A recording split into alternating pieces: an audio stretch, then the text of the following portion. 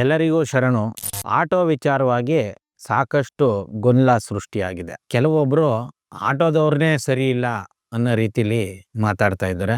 ಇನ್ನ ಕೆಲವೊಬ್ರು ಯಾರು ಈ ಆಟೋ ಮಾಲೀಕರೋ ಇಲ್ಲ ಆಟೋ ಚಾಲಕರು ಇಲ್ಲ ಆಟೋ ಸಂಘಟನೆ ಅವರು ಯಾರು ಆಟೋದವ್ರಿಗೆ ಕೆಲವು ರೂಲ್ಸ್ ಇರಬೇಕು, ರೆಗ್ಯುಲೇಷನ್ ಇರಬೇಕು ಅಂತ ಹೇಳ್ತಾರೋ ಅವ್ರನ್ನ ವಾಚಾಮಾಗೋಚರವಾಗಿ ನಿಂದಿಸುವಂಥ ಕೆಲಸಗಳು ನಡೀತಾ ಇದೆ ಸೋಷಿಯಲ್ ಮೀಡಿಯಾದಲ್ಲಿ. ಇದು ಬರೀ ಸೋಷಿಯಲ್ ಮೀಡಿಯಾದಲ್ಲಿ ಇದ್ದಿದ್ರೆ ನಾವು ಇದ್ರ ಬಗ್ಗೆ ಗಮನ ಹರಿಸುವ ಅಗತ್ಯ ಇರಲಿಲ್ಲ. ಆದರೆ ಇದೀಗ ಸರ್ಕಾರದ ಮಟ್ಟಕ್ಕೆ ಹೋಗಿದೆ. ಏನು ಸರ್ಕಾರ ಇದ್ರ ಬಗ್ಗೆ ಗಂಭೀರವಾಗಿ ಪರಿಗಣಿಸಿ ಒಂದಷ್ಟು ಸ್ಟ್ರಿಕ್ಟ್ ಅಂತೂ ಮಾಡಿದೆ. ಅದು ನೀವು ಬೆಂಗಳೂರಿನ ಆದಿಬೀದಿಗಳಲ್ಲಿ ಗಮನಿಸಿದ್ರೆ ಮತ್ತು ಕರ್ನಾಟಕದ ಬೇರೆ ಬೇರೆ ಕಡೆ ಗಮನಿಸಿದ್ರೆ RTO ಅವರು ಯಾವತ್ತೂ ಕೂಡ ಆಟೋದವ್ರಿಗೆ ಕೈ ಹಾಕ್ತಾ ಇದ್ದವರು ಆಟೋಗಳನ್ನ ಹಿಡಿತಾ ಇದ್ದಾರೆ. ಇದು ಸರಿನಾ ತಪ್ಪಾ ಅಂತ ನಾವು ಆಲೋಚಿಸೋದಕ್ಕೆ ಮುನ್ನ ಈ ಎಕನಾಮಿ ಏನಿದೆ, ಆಟೋ ಒಂದು ವ್ಯವಸ್ಥೆ, ಇದ್ರ ವ್ಯವಹಾರ ಏನಿದೆ, ಇದ್ರ ಕಡೆಗೆ ಒಂದು ಸ್ವಲ್ಪ ಗಮನ ಕೊಡಬೇಕಾಗುತ್ತೆ. ಈ ರೀತಿ ಆಟೋ ಓಡಿಸುವಂಥವ್ರು ಇಲ್ಲ ಆಟೋ ಮಾಲೀಕರು ಏನಿದ್ದಾರೆ, ಇವರು ಬಹುತೇಕ ಆಟೋ ಮಾಲೀಕರುಗಳು ಅದು ಇತ್ತೀಚೆಗೆ ಭಾಳ ಕಡಿಮೆ ಜನ ಆಟೋಗಳನ್ನ ಇಟ್ಕೊಂಡು ಬಾಡಿಗೆಗೆ ಬಿಡುವಂಥದ್ದು ಇದು ಇದೆ. ಮೊದಲೆಲ್ಲ ತುಂಬ ಜನ ಅದನ್ನು ಬಾಡಿಗೆಗೆ ಬಿಟ್ಟು ದಿನಕ್ಕೆ ₹50 ₹100 ಹಿಂಗೆ ವಸೂಲಿ ಮಾಡ್ತಿದ್ರು. 50 ಆಟೋ 100 ಆಟೋ ಈ ಥರ. ಆ ಸಂದರ್ಭದಲ್ಲಿ ಪಾಪ ಡ್ರೈವರ್ಗಳು ಅದನ್ನು ಹೊಡೆದು ಸುಮಾರು ಜನ ಬೆಂಗಳೂರಲ್ಲೇ ಸೈಟ್ ತಗೊಂಡು ಮಕ್ಕಳನ್ನ ಇಂಜಿನಿಯರು, ಡಾಕ್ಟ್ರು, ಒಳ್ಳೊಳ್ಳೆ ಎಜುಕೇಷನ್ ಓದಿಸ್ತವ್ರು ಇದೆಲ್ಲ ಇದ್ದೇ ಇದ್ದಾರೆ. ಆದರೆ ಒಂದು 15 ವರ್ಷ 20 ವರ್ಷ ಆದಮೇಲೆ ಆ ಆಟೋಗಳನ್ನ ಸ್ಕ್ರ್ಯಾಪ್ ಮಾಡಬೇಕು ರೂಲ್ಸ್ ಪ್ರಕಾರ. ಆ ಆಟೋಗಳಿಗೆ ಲೈಸೆನ್ಸ್ ಇರಲ್ಲ. ಅದನ್ನು ಆಮೇಲೆ ಇಲ್ಲಿಗಲ್ ಆಗಿ ಓಡಿಸ್ತಾ ಇರ್ತಾರೆ. ಇದು ಭದ್ರತೆ ದೃಷ್ಟಿಯಿಂದ ಅಪಾಯ ಕೂಡ. ಹಾಗಾಗಿ ಸರ್ಕಾರ ಒಂದು ನಿಯಮನ ರೂಪಿಸ್ಬೇಕು. ಇನ್ನು ಆಟೋ ಪರ ಸಂಘಟನೆಗಳೇನವೆ, ಆಟೋ ಸಂಘಟನೆಗಳು ಅದು ಚಾಲಕರದಿರ್ಬೋದು, ಮಾಲೀಕರದ್ದು. ನನ್ನನ್ನು ಕೇಳೋದಾದರೆ ಆಟೋ ಮಾಲೀಕರು ಬೇರೆ, ಚಾಲಕರು ಬೇರೆ, ಆ ರೀತಿ ಮಾಡೋದು ಒಳ್ಳೆಯದಲ್ಲ. ಯಾರಿಗೆ ಆಟೋ ಓಡಿಸಿ ಬದುಕನ್ನು ನಡೆಸಬೇಕು ಅಂತಿರುತ್ತೆ, ಸರ್ಕಾರ ಅಂಥವ್ರಿಗೆ ಆಟೋ ಕೊಂಡ್ಕೊಳ್ಳೋದಕ್ಕೆ ಅವಕಾಶ ಮಾಡಿಕೊಡ್ಬೇಕು. ಬ್ಯಾಂಕ್ಗಳು ಅವ್ರಿಗೆ ಸಿಕ್ಕಾಪಟ್ಟೆ ಕಾಟ ಕೊಡ್ದೇ ಅವ್ರಿಗೆ ಲೋನನ್ನು ಕೊಡಬೇಕು. ಮತ್ತು ಒಂದು ಸ್ಟ್ರಿಕ್ಟ್ ರೂಲ್ಸು ಆಟೋ ಸಂಘಟನೆಗಳು ಕೂಡ ಅದನ್ನು ಫ್ರೇಮ್ ಮಾಡಬೇಕು, ಸರ್ಕಾರ ಕೂಡ ಫ್ರೇಮ್ ಮಾಡಬೇಕು. ಇದು ಜನಪರವಾಗಿರಬೇಕು, ಜನರಿಗೆ ಮುಜುಗರ ತರುವಂಗೆ, ಇರಿಟೇಟ್ ಮಾಡುವಂಗೆ ಇರಬಾರ್ದು. ಸಾಕಷ್ಟು ಕಡೆ ಮೀಟರ್ನ ಹಾಕಿ ಅಂತಂದ್ರೆ ಮೀಟರ್ನ ಹಾಕಲ್ಲ. ಈಗೆಲ್ಲ ಆ್ಯಪ್ ಮೂಲಕ ಓಡಿಸ್ತೀವಿ, ಆ್ಯಪಲ್ಲಿ ಎಷ್ಟಿದೆ ನೋಡಿ ಅಂತ ಹೇಳ್ತಾರೆ. ಅದ್ರ ಮೇಲೆ ₹10 ಕೊಡಿ, ₹20 ಕೊಡಿ ಅಂತ ಹೇಳ್ತಾರೆ.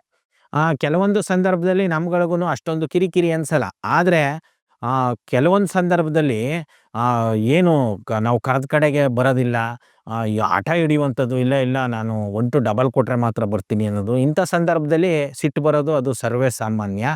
ಹಾಗಂದ್ಬಿಟ್ಟು ಏಕಾಏಕಿ ಅವ್ರ ಮೇಲೆ ಮುಗಿ ಬೀಳೋದು, ಅವರು ಇರಲೇಬಾರ್ದು, ನಿಮಗೆ ಬುದ್ಧಿ ಕಲಿಸ್ತೀನಿ ಅನ್ನುವಂಥದ್ದು, ಅದೆಲ್ಲ ಉದ್ದಟತನದ ಮಾತುಗಳನ್ನ ಆಡಬಾರ್ದು. ಯಾಕಂತಂದರೆ ಈ ಆಟೋ ಇರ್ಬೋದು ಇಲ್ಲ ಕ್ಯಾಬ್ಗಳಿರ್ಬೋದು, ಇವು ಸಾರ್ವಜನಿಕ ಸಾರಿಗೆಗೆ ಬರುತ್ತೆ. ಪಬ್ಲಿಕ್ ಟ್ರಾನ್ಸ್ಪೋರ್ಟು ತುಂಬ ಇಂಪಾರ್ಟೆಂಟು. ಪಬ್ಲಿಕ್ ಟ್ರಾನ್ಸ್ಪೋರ್ಟು ಬಳಸೋದು ಕಡಿಮೆ ಆಗಿ ಈಗಲೇ ನೋಡಿ ಎಷ್ಟು ಕೋಟಿ ಲೆಕ್ಕದಲ್ಲಿ ವೆಹಿಕಲ್ಸ್ ಇದೆ ಕರ್ನಾಟಕದಲ್ಲಿ. ಜನರ ಜನಸಂಖ್ಯೆ 7 ಕೋಟಿ ಇದೆ, ವೆಹಿಕಲ್ ಪಾಪ್ಯುಲೇಷನ್ನು 3 ಕೋಟಿ ದಾಟಿದೆಯಂತೆ.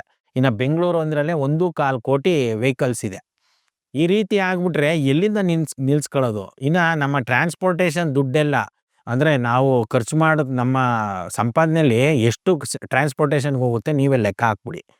ಟೋಲ್ಗಳು ಕಟ್ಟಬೇಕು, ಕಾರು, ಪೆಟ್ರೋಲು, ಅದ್ರದ್ದು ಲೋನು, ಈ ಥರದ್ದೆಲ್ಲ. ಇನ್ನು ಈ ಪೆಟ್ರೋಲು ಡೀಸೆಲ್ ದುಡ್ಡೆಲ್ಲ ಗಲ್ಫ್ಗೆ ಹೋಗುತ್ತೆ, ಈ ಟೆಕ್ನಾಲಜಿ ದುಡ್ಡೆಲ್ಲ ಯುರೋಪ್ಗೆ ಹೋಗುತ್ತೆ. ಇನ್ನು ನಾವು ಉದ್ಧಾರ ಆಗೋದಾದರೂ ಎಲ್ಲಿಂದ? ಹಾಗಾಗಿ ಪಬ್ಲಿಕ್ ಟ್ರಾನ್ಸ್ಪೋರ್ಟ್ ಭಾಗವಾಗಿರುವಂಥ ಆಟೋ ವಿಚಾರವಾಗಿ ಅದು ರಿಫಾರ್ಮ್ ಆಗಬೇಕೆ ಹೊರತಾಗಿ ಅದನ್ನು ಸಂಪೂರ್ಣವಾಗಿ ತೆಗೆದಾಕ್ಬಿಡಬಾರ್ದು.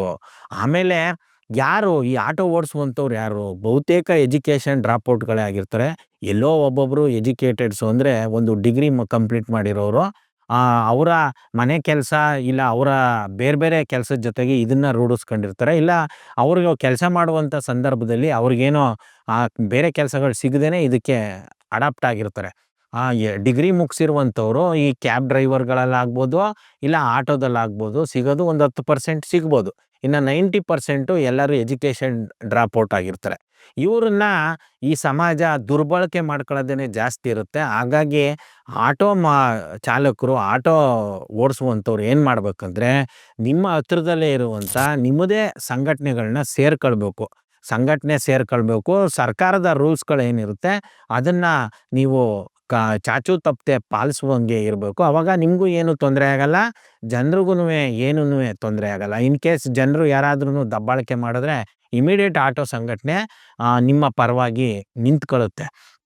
ಈ ಒಂದು ಸಂಘಟನೆಗಳಲ್ಲೂ ಹಲವಾರು ಸಂಘಟನೆ ಇರ್ಬೋದು.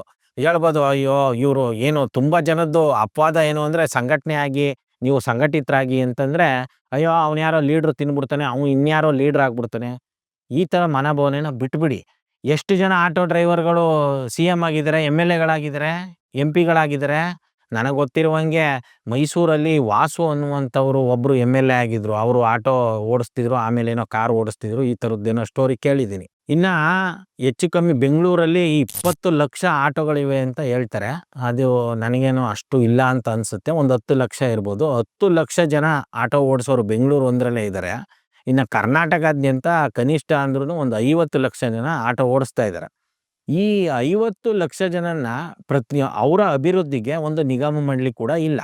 ಇದೆಲ್ಲ ಸಾಧ್ಯ ಯಾವಾಗ ಆಗುತ್ತೆ ಅಂತಂದರೆ, ಆಟೋ ಓಡಿಸ್ತಾ ಇರುವಂಥವ್ರು ನೀವು ಸರ್ಕಾರದ ರೂಲ್ಸ್ ಪ್ರಕಾರ ಕಾರ್ಯನಿರ್ವಹಿಸ್ಬೇಕಾಗುತ್ತೆ. ಜೊತೆಗೆ ನೀವು ಜಿಲ್ಲಾವಾರನೋ ಇಲ್ಲ ವಾರ್ಡ್ವಾರನೋ ಇಲ್ಲ ಏರಿಯಾವಾರನೋ ಸಂಘಟನೆನ ಕಟ್ಕೊಳ್ಬೇಕಾಗುತ್ತೆ.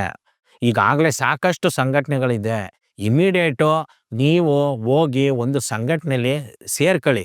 ಅದು ಭಿನ್ನಾಭಿಪ್ರಾಯಗಳು ಇದ್ದೇ ಇರುತ್ತೆ. ಈ ಸಂಘಟನೆಯವ್ರು ಕಂಡ್ರೆ ಆ ಸಂಘಟನೆಗಾಗಲ್ಲ, ಆ ಸಂಘಟನೆಯವ್ರು ಕಂಡ್ರೆ ಈ ಸಂಘಟನೆಗಾಗಲ್ಲ. ಯಾರೋ ಒಂದು ಲೀಡ್ರ್ಗಳಲ್ಲಿ ಡಿಫ್ರೆನ್ಸು ಅದು ಇದ್ದದ್ದೇ. ಆಮೇಲೆ ನಾವ್ಯಾಕೆ ಸಂಘಟನೆ ಮೇಂಟೈನ್ ಮಾಡೋಕ್ಕೆ ತಿಂಗ್ಳಿಗೆ ₹100 ಕೊಡಬೇಕು, ಕಾರ್ಯಕ್ರಮ ಆದಾಗ ₹50 ಕೊಡಬೇಕು, ಈ ಥರದ್ದು ಮನಸ್ಥಿತಿ ಇದೆಯಲ್ಲ, ಇದನ್ನು ನೀವು ಅರ್ಥಕೋಬೇಕು. ಇದು ಯಾರ್ದೋ ಉದ್ಧಾರಕ್ಕೋಸ್ಕರ ನೀವು ಕೊಟ್ಬಿಡ್ತಾರಲ್ಲ. ನಿಮಗೆ ಬೆಸ್ಟ್ ಎಕ್ಸಾಂಪಲ್ ಹೇಳ್ತೀನಿ. ಸರ್ಕಾರಿ ಕೆಲಸದವರು ಎಷ್ಟು ದುಡ್ಡನ್ನ ಇಟ್ಟಿರ್ತಾರೆ, ಅವ್ರಿಗೆ ಎಷ್ಟು ಸೆಕ್ಯೂರಿಟಿ ಇದೆ, ಅವರು ಕೂಡ ಒಂದು ಸಂಘಟನೆನ ಕಟ್ಕೊಂಡು ಅವ್ರ ಸಂಬಳದಲ್ಲೇ ಕಟ್ಟಾಗುತ್ತೆ. ಅದ್ರ ಅಮೌಂಟೇನೆ ತಿಂಗಳಿಗೆ 7 ಕೋಟಿನೋ 8 ಕೋಟಿನೋ ಬರುತ್ತೆ ಆ ಪದಾಧಿಕಾರಿಗಳಿಗೆ. ಹಿಂಗೆ ಈ ಸರ್ಕಾರಿ ಅಧಿಕಾರಿಗಳು, ಪೊಲೀಸು, ಈ IAS ಆಫೀಸರ್ಸು, ಡಾಕ್ಟರ್ಸು, ಇವ್ರುಗಳದೇ ಸಂಘಟನೆ ಇರುವಾಗ ನಾವು ಕಡಿಮೆ ಸಂಪಾದನೆ ಮಾಡುವಂಥವ್ರು, ಆಟೋ ಓಡಿಸುವಂಥವ್ರು, ಇವ್ರುಗಳು ಯಾಕೆ ಸಂಘಟಿತರಾಗಬಾರ್ದು? ನೀವುಗಳು ಸಂಘಟಿತರಾದ್ರೆ ಮಾತ್ರನೇ ಈ ಒಂದು ಕಡಿಮೆ ಆದಾಯ ಇದ್ರೂ ಕೂಡ ಒಂದು ಒಳ್ಳೆಯ ಬದುಕ್ತಾ ನಿಮ್ಮ ಮುಂದಿನ ಪೀಳಿಗೆಗೆ ಒಂದು ಒಳ್ಳೆಯ ಎಜುಕೇಷನ್ನು ಮತ್ತು ಅವರನ್ನು ಒಂದು ಒಳ್ಳೆಯ ಉದ್ಯೋಗಕ್ಕೆ ಕಳಿಸೋದಕ್ಕೆ ಸಾಧ್ಯ ಆಗುತ್ತೆ. ಹಾಗಾಗಿ ನೀವು ಯಾರೋ ಈಗ ನಿಮ್ಮನ್ನು ಕೆಣಕಿದ್ರು ಅನ್ನೋ ಕಾರಣಕ್ಕೆ ಸುಮ್ಮನೆ ಬಾಯಿಗೆ ಬಂದಂಗೆಲ್ಲ ಬೈಕೊಂಡು ಕೂತ್ಕೊಳ್ಳೋದು ಒಳ್ಳೆಯದಲ್ಲ. ಈಗ ಇನ್ನೊಂದು ದೊಡ್ಡ ಸಮಸ್ಯೆ ಅಂತಂದರೆ, ಇತ್ತೀಚೆಗೆ ಕೆಲವೊಂದು ಆಟೋ ಸಂಘಟನೆಗಳನ್ನೇ ಅದನ್ನು ಹ್ಯಾಂಡ್ಲ್ ಮಾಡಿ ಓಡಿಸಿದ್ರು. ಆದರೆ ಅದು ಸಂಪೂರ್ಣ ನಿಂತಿಲ್ಲ. ಕೆಲವು ನಾರ್ತ್ ಇಂಡಿಯಾದ ದೊಡ್ಡ ದುಡ್ಡಿಟ್ಟಿರುವವರು ಇಲ್ಲಿ 5,000 ಆಟೋ 10,000 ಆಟೋನ ತಂದು, ಎಲೆಕ್ಟ್ರಿಕ್ ಆಟೋಗಳನ್ನ ಮತ್ತೆ ಬಿಹಾರದಿಂದ, ಉತ್ತರ ಪ್ರದೇಶದಿಂದ ಕರ್ಕೊಂಡು ಬಂದು ಅವ್ರಿಗೆ ತಿಂಗಳಿಗೆ 35,000 ಸ್ಯಾಲ್ರಿ, ಊಟ ವಸತಿ ಎಲ್ಲ ಕೊಟ್ಟು ಆಟೋ ಹೊಡೆಯೋದಕ್ಕೆ ಬಿಡ್ತಾ ಇದ್ದಾರೆ. ಇದಕ್ಕೆ ಕಡಿವಾಣ ಹಾಕ್ಲೇಬೇಕು. ಕನ್ನಡ ನಾಡಿನಲ್ಲಿ ಹುಟ್ಟಿ ಬೆಳೆದಿರುವಂಥವ್ರು, ಅವರು ಯಾವುದೇ ಜಾತಿಯವರಾಗಿರಲಿ, ಕನ್ನಡ ನಾಡಲ್ಲಿ ಹುಟ್ಟಿ ಬೆಳೆದಿದ್ದೀರಾ ಅಂತಂದರೆ ನೀವು ಈ ಕನ್ನಡ ನೆಲದವರು. ನೀವೆಲ್ಲರೂ ಕನ್ನಡನ ಬೆಳೆಸ್ತಾ ಇದ್ದೀರಾ, ಸಾಕಷ್ಟು ಸಲ ಉಳಿಸಿದ್ದೀರಾ ಆಟೋದವರು. ಎಸ್ಪೆಷಲಿ ಇತ್ತೀಚೆಗೆ ಏನು ಈ ಇಂಜಿನಿಯರ್ಸು, ಸಾಫ್ಟ್ವೇರ್ ಉದ್ಯೋಗಿಗಳು ಈ ಆನ್ಲೈನ್ ಎಲ್ಲ ಬರೋಕ್ಕೂ ಮೊದಲೇ ಕನ್ನಡ ಅಂತಂದರೆ ಆಟೋ ಅಂದರೆ ಕನ್ನಡ, ಈ ಒಂದು ಪರಿಸ್ಥಿತಿ ಇತ್ತು. ಇವಾಗ ಮತ್ತೆ ನಾವೆಲ್ಲರೂ ಮೈ ಕೊಡುವಿ ನಿಂತ್ಕೋಬೇಕಾಗತ್ತೆ. ಆಟೋದವ್ರದ್ದು ಏನೇ ಎಡರು ತೊಡರು ಇದ್ರೂ ಅದನ್ನು ಒಂದು ಪ್ರೀತಿಯಿಂದ ಬಗೆಹರಿಸ್ಕೊಳ್ಬೇಕಾಗುತ್ತೆ. ಫಸ್ಟು ಮೂಲಭೂತವಾಗಿ ಆಟೋ ಓಡಿಸ್ತಾ ಇರೋರು ಮಾಡಬೇಕಾಗಿರೋದು ಏನು ಅಂತಂದರೆ, ನಿಮ್ಮದು ಇಲ್ಲಿಗಲ್ಲಾಗಿ ಏನಾರು ಓಡಿಸ್ತಾ ಇದ್ದೀರಾ ಅದನ್ನು ಡ್ರಾಪ್ ಮಾಡಿಬಿಡಿ. ಅದನ್ನು ಡ್ರಾಪ್ ಮಾಡಿಬಿಟ್ಟು ಸಂಘಟನೆಗಳ ಹತ್ರ ಹೋಗಿ, ಆಟೋ ಸಂಘಟನೆಗಳ ಹತ್ರ ಹೋಗಿ, ಅದ್ರ ಅಧ್ಯಕ್ಷರು, ಪದಾಧಿಕಾರಿಗಳಿರ್ತಾರೆ, ಏನು ಮಾಡ್ಬೋದಣ್ಣ, ನಾನು ಜೀವನಕ್ಕೆ ಆಟೋ ಓಡಿಸ್ತಾ ಇದ್ದೀನಿ, ನಂದು ಈ ರೀತಿ ಇದೆ, ಅದರದ್ದೇ ಆದಂಥ ಸೊಲ್ಯೂಷನ್ ಇದ್ದೇ ಇರುತ್ತೆ. ಮತ್ತು ಸರ್ಕಾರ ಸಾಕಷ್ಟು ಸ್ಕೀಮ್ಗಳನ್ನ ಕೊಟ್ಟಿದೆ. ಸಾಕಷ್ಟು ಸವಲತ್ತುಗಳನ್ನ ಕೊಟ್ಟಿದೆ. ಅದ್ರ ಬಗ್ಗೆ ಗೊತ್ತೇ ಇರಲ್ಲ. ಈ ಇಲ್ಲೀಗಲ್ ಆಗಿ ಓಡಿಸುವಂಥವ್ರದ್ದು ಎಲ್ಲರೂ ಅಂತಲ್ಲ, ಕೆಲವ್ರದ್ದು ಮನಸ್ಥಿತಿ ಹೆಂಗಿರುತ್ತೆ ಅಂದರೆ, ಒಂದು ₹500 ದುಡ್ಕೊಬಿಟ್ಟು ಇವತ್ತಿಗೆ ಆದರೆ ಸಾಕು, ಇವತ್ತು ಊಟ ತಿಂಡಿಗೋ ಎಣ್ಣೆಗೆ ಆದರೆ ಸಾಕು, ಇಲ್ಲ ಇಸ್ಪೀಟ್ಗಾದರೆ ಸಾಕು, ಇನ್ನು ಆನ್ಲೈನು ಬೆಟ್ಟಿಂಗ್ ಆದರೆ ಸಾಕು, ಇಂಥ ಮನಸ್ಥಿತಿಯವರು ಎಲ್ಲೋ ಕೆಲವರು ಇರೋದು. ಅಂಥವ್ರಿಂದ ಎಲ್ರಿಗೂನು ಕೆಟ್ಟ ಹೆಸರು ಬರಬಾರ್ದು. ಆಟೋಗಳು ನಮಗೆ ಭಾಳ ಮುಖ್ಯ. ಬರೀ ಬೆಂಗಳೂರು ಒಂದರಲ್ಲೇ ಅಲ್ಲ, ನೀವು ಯಾವುದೇ ಹಳ್ಳಿ ರೂಟಲ್ಲಿ ಹೋದ್ರೂ ಬಸ್ಸು ಬರಬೇಕು ಅಂತಂದರೆ 2 ಗಂಟೆ 3 ಗಂಟೆ ಕಾಯಬೇಕು. ಆದರೆ ಆಟೋಗಳು ಒಂದು 5 ಜನ 6 ಜನನ ಹಾಕೊಂಡು ಅಪ್ ಆ್ಯಂಡ್ ಡೌನ್ ಹೊಡಿತಾ ಇರ್ತಾರೆ. ಏನೋ ಸೀಟ್ ಲೆಕ್ಕ ಹಾಕೊಂಡು ₹10 ₹20ಗೆ. ಈ ಥರದ್ದು ಟ್ರಾನ್ಸ್ಪೋರ್ಟೇಷನ್ ಇಲ್ಲ ಅಂತಂದರೆ ಎಲ್ಲರೂ ಎಲ್ಲ ಕಡೆಗೂ ಕಾರು ಬೈಕ್ನೇ ಬಳಸ್ತಾ ಹೋದರೆ ಎಕಾನಮಿ ಏನಾಗಬೇಕು? ಆಗಲೇ ಹೇಳಿದ್ನಲ್ಲ, ಅದು ಇಲ್ಲೇ ಸುತ್ತುತ್ತಾ ಇದ್ರೆ, ನಮ್ಮ ಪೆಟ್ರೋಲ್ ದುಡ್ಡು ಡೀಸೆಲ್ ದುಡ್ಡು ಏನಾದರೂ ಇಲ್ಲೇ ಸುತ್ತಿದ್ರೆ ಸರಿನಪ್ಪ, ಎಲ್ಲಿಗೆ ಹೋಗ್ಬಿಡ್ತದೆ, ಇನ್ನೊಂದು ರೂಪದಲ್ಲಿ ನಮ್ಮ ನಾಡಲ್ಲೇ ಇರ್ತದೆ ಅಂತ ಹೇಳ್ಬೋದಿತ್ತು. ಆದರೆ ಅದು ಸಂಪೂರ್ಣವಾಗಿ ಗಲ್ಫ್ ಕಂಟ್ರಿಗೆ ಹೋಗ್ಬಿಡುತ್ತೆ, ಯುರೋಪ್ಗೆ ಹೋಗ್ಬಿಡುತ್ತೆ. ಹಾಗಾಗಿ ಈ ಪಬ್ಲಿಕ್ ಟ್ರಾನ್ಸ್ಪೋರ್ಟ್ ಅನ್ನೋದು ಉಳ್ಕೋಬೇಕು. ಹಂಗಂದ್ಬಿಟ್ಟು ಈಗ ನಮ್ಮಲ್ಲಿ ಎಜುಕೇಟೆಡ್ಸು ಜಾಸ್ತಿ ಆದರೂ ಇದೊಂದು ಹಾರ್ಡ್ ವರ್ಕು, ಇದನ್ನು ಮಾಡೋರಿಲ್ಲ ಅಂಥೇಳಿ ಯಾರೋ ಉತ್ತರ ಪ್ರದೇಶದಿಂದ ಬಿಹಾರಿಂದ ಬಂದು ಇಲ್ಲಿ ಆಟೋ ಓಡಿಸುವಂಥದ್ದು, ಈ ಕ್ಯಾಬ್ ಓಡಿಸುವಂಥದ್ದು ಕೆಲಸಗಳಿಗೆ ಕೈ ಹಾಕೋದಕ್ಕೂ ಕೂಡ ನಾವು ಬಿಟ್ಕೊಟ್ರೆ ತುಂಬ ಅಪಾಯಕ್ಕೆ ಮುಂದೆ ನಾವು ಸಿಗಾಕೊಳ್ತೀವಿ. ಯಾಕಂತಂದರೆ ಅವರು ಬದುಕಬಾರ್ದಾ ಅಂತ ನೀವು ಕೇಳ್ಬೋದು. ಬದುಕಲಿ, ಬೇಡ ಅಂತ ಹೇಳ್ತಾ ಇಲ್ಲ. ಆದರೆ ರೂಲ್ಸ್ ಇರಬೇಕು. ನಮ್ಮ ಗಡಿ ಒಳಗಡೆ ಅವ್ರು ಬಂದು, ನಾವೀಗ ಬೇರೆ ದೇಶಕ್ಕೆ ಹೋಗ್ತೀವಿ, ಬೇರೆ ದೇಶಕ್ಕೆ ಹೋದ ತಕ್ಷಣವೇ ನಮಗೆ ವೀಸಾ ಇಲ್ದೇ ಬಿಟ್ಕೊಳ್ಳಲ್ಲ. ಇನ್ನು ನಾವೇನೋ ಟೂರ್ಗೆ ಹೋಗಿದ್ರೆ ಎಷ್ಟು ದಿನ ಹೇಳಿರ್ತಾರೆ ಅಷ್ಟು ದಿನದಲ್ಲಿ ಈಚೆ ಬರಬೇಕು. ಅದೇ ರೀತಿ ನಾವೇನಾದ್ರು ಉದ್ಯೋಗಕ್ಕೆ ಹೋದರೆ ಅವ್ರದ್ದು ಕೆಲವು ಕಂಡೀಷನ್ಸ್ ಇರ್ತದೆ. ಅಲ್ಲಿಯ ಭಾಷೆ ಕಲ್ತ್ಕೊಂಡು ಮೊದಲೇ ಪಾಸ್ ಮಾಡಿ ಹೋಗಿರಬೇಕು. ಈ ಥರದ್ದೆಲ್ಲ ಇರುತ್ತೆ. ಆ ರೀತಿಯ ಕಂಡೀಷನ್ಸ್ ಮೇಲೆ ನಮಗೆ ಇಲ್ಲಿ ಅಗತ್ಯ ಇರೋ ಕೆಲಸಗಳಿಗೆ ಏನಾದರೂ ಜನ ಬೇಕು ಅಂತಂದರೆ ನಾವು ಒಳಗಡೆಗೆ ಬಿಟ್ಕೊಳ್ಳೋಣ ಈ ಕನ್ನಡ ನಾಡೊಳಗೆ. ಆದರೆ ಈಗ ಇವ್ರು ಏನು ಭ್ರಮೆ ಹುಟ್ಟಿಸ್ತಾ ಇದ್ದಾರೆ, ಇದೊಂದು ದೇಶ, ಭಾರತ ಅನ್ನೋದೇ ತಪ್ಪು, ಇಂಡಿಯಾ ಅಂತ ನಾವು ಬಳಸಬೇಕು. ಇದು ದೇಶ ಅಲ್ಲ, ಇದು ಒಕ್ಕೂಟ, ಹಲವು ರಾಜ್ಯಗಳ ಒಕ್ಕೂಟ. ಇಲ್ಲಿ ಈ ರಾಜ್ಯ ಅಂತ ಇರೋದೇ ದೊಡ್ಡ ಸಮಸ್ಯೆ ಆಗಿರೋದು. ಇದೊಂದು ಕನ್ನಡ ದೇಶ.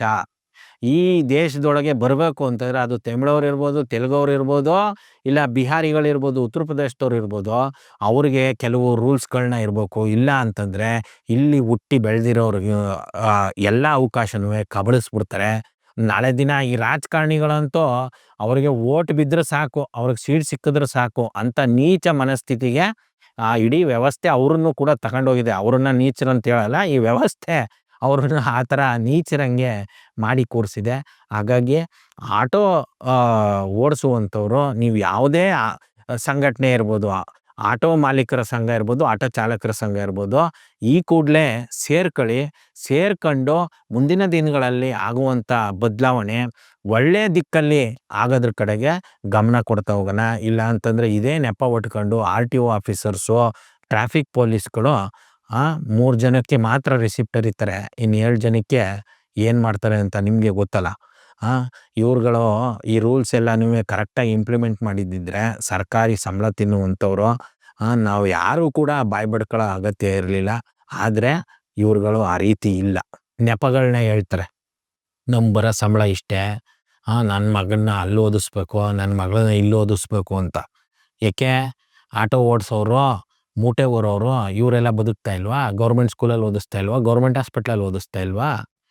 ಇವರು ಈ ಸರ್ಕಾರಿ ಅಧಿಕಾರಿಗಳು ಯಾವುದೇ ಒಂದು ರೂಲ್ಸನ್ನು ಸ್ಟ್ರಿಕ್ಟ್ ಮಾಡಿ ಅಂದ ತಕ್ಷಣವೇ ಅವರು ಭಾಳ ಖುಷಿ ಪಟ್ಬಿಡ್ತಾರೆ. ಏನಕ್ಕೆ ಅಂತಂದರೆ ನಾವು ಆರಾಮಾಗಿ ಲಂಚ ಹೊಡಿಬೋದು ಅಂತ. ಹಾಗಾಗಿ ಅದಕ್ಕೆ ಅವಕಾಶ ಮಾಡಿಕೊಡೋದು ಬೇಡ. ಈ ಕೂಡಲೇ ಯಾರೆಲ್ಲ ಆಟೋ ಸಂಘಟನೆಗಳಲ್ಲಿ ಸೇರ್ಕೊಂಡಿಲ್ಲ, ಸೀದಾ ಹೋಗಿ ನೀವು ಸಂಘಟಿತರಾಗಿ. ಮುಂದೆ ಇದೊಂದು ಒಳ್ಳೆ ಬದಲಾವಣೆಗೆ ನಾವೆಲ್ಲರೂ ಕೈ ಜೋಡಿಸಿ ಕೆಲಸ ಮಾಡ್ತಾ ಇದ್ದೀವಿ. ಅದರಲ್ಲಿ ನೀವು ಕೂಡ ಭಾಗಿಯಾಗಬೇಕು. ಹಾಗಾಗಿ ನೀವು ಆಟೋ ಸಂಘಟನೆಗಳಲ್ಲಿ ಖುದ್ದಾಗಿ ಹೋಗಿ ಸೇರ್ಕೊಳ್ಳಿ ಅಂತ ಈ ಮೂಲಕ ಮನವಿ ಮಾಡ್ಕೊಳ್ತಿದ್ದೀನಿ. ಶರಣು. Thank you.